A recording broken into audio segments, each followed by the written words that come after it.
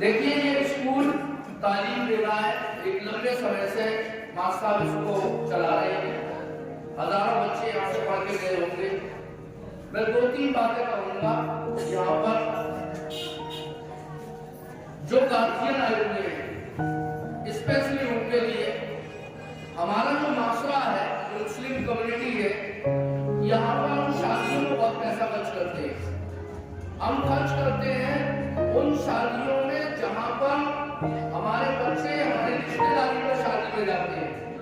हमारी बेटियों की डिमांड होती है 3,000-4,000 रुपए का सूट बनाने की, उसको भी लगाते हैं। बेटों के लिए अच्छा मोबाइल बना के दे देते हैं, सब कुछ देते हैं, हर ख्वाहिश को पूरा करते हैं। लेकिन अफसोस ये है कि जो चीज सबसे पहली है तालीम, उसी पर खर्च हम बात करते हैं। जब स्कूल के हमारे टीचर, प्रिंसिपल साहब जब हमसे फीस मांगते हैं हमारे बच्चों से, तो हम कहते हैं, हमारे बच्चे कहते हैं, सर मम्मी ने पापा ने कहा है फीस अगले महीने जमा कर देंगे, 1 हफ्ते बाद जमा कर देंगे, 15 दिन बाद जमा कर देंगे। लेकिन उसी दौरान जब कहीं हमें किसी मेले में जाना होता है तो हम उस फीस को भूल जाते हैं, महीना पहले बच्चों को कराते हैं। जब कोई हमें किसी बाजार पर उर्स में जाना होता है तो हम 20-20, 25-25, 30-30, 40-40 हजार रुपया हम देवा शरीफ जाने में, हम अजमेर जाने में, हम बलिया जाने में, हम हर जगह जाने में खर्च कर देंगे। हम ये नहीं कह रहे कि आप बुजुर्गों को भूल गए, हम ये कह रहे हैं कि अल्लाह ने जब कुरान उतारा तो कुरान की सबसे पहली वही आई, इक़रा बिस्मि रब्बिकल लज़ी खलक़, पढ़ अल्लाह के नाम से। अल्लाह ने तालीम की बात की है, अल्लाह ने नहीं कहा अच्छे कपड़े पहनना, अल्लाह ने पहले ये नहीं कहा अच्छे मकान बनाना, अच्छी दुकान बनाना, अच्छे कारोबार बनाना, अल्लाह ने बिल्कुल भी नहीं कहा। अल्लाह ने कहा पढ़ अल्लाह के नाम से, मेरे नाम से पढ़ाई शुरू कर। लेकिन अफसोस ये है कि जिस समाज में हम रहते हैं, जिस कम्युनिटी में हम लोग रहते हैं, जिस माशरे में हम रहते हैं, वह तालीम कब आती है?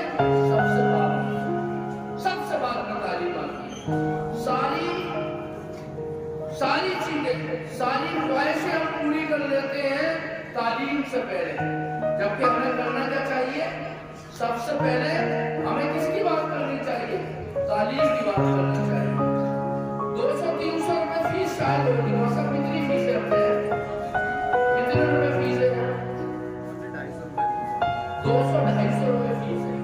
आप सोचिए, एक आदमी गुटखा खाता है, उसके घर में अगर 2 लोग गुटखा खाने वाले हैं तो 200-250 रुपए का गुटखा खा के थूक देते हैं, पर डे थूक देते हैं, और फिर कैंसर लेके घूमते हैं। फिर हम कैंसर के पीड़ित हो जाते हैं, फिर कहते हैं कोई हमारी मदद नहीं कर रहा, कोई हमारी इलाज में मदद नहीं कर रहा, हमारे रिश्तेदार काम नहीं आ रहे। हम कह रहे हैं क्यों रिश्तेदार काम आए और क्यों कोई हमारा इलाज कराए? ये गलती तो हमने की, गुटखा हमने खाया था, बीमारी हमने लगाई थी। जब ये सारी बीमारियां हमने दबा ली तो लोग हमारी मदद क्यों करें और क्यों उम्मीद हम लगाते हैं?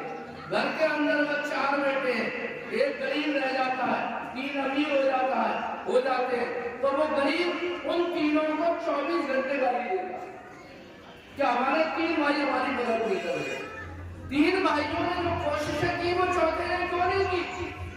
एक मां के 4 बेटे, चारों ने अगर कोशिश की होती, चारों बराबर के आगे जाते हैं।